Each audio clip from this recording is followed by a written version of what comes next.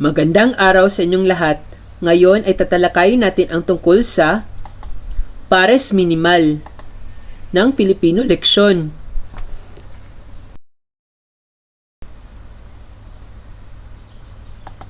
Pares minimal. Ito ay mga pares ng mga salita na magkaiba ng kahulugan, ngunit magkapareho ang kapaligiran maliban sa isang ponema sa magkatulad na posisyon. Ito ay ginagamit upang ipakita ang pagkukontrast ng dalawang ponema sa magkatulad na kaligiran.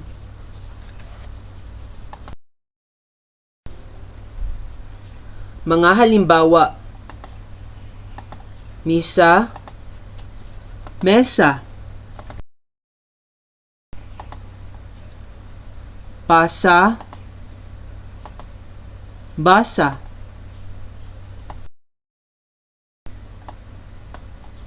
butas, botas. Narito po ang mga photo references. At ito po ang reference sa ating leksyon sa araw na ito.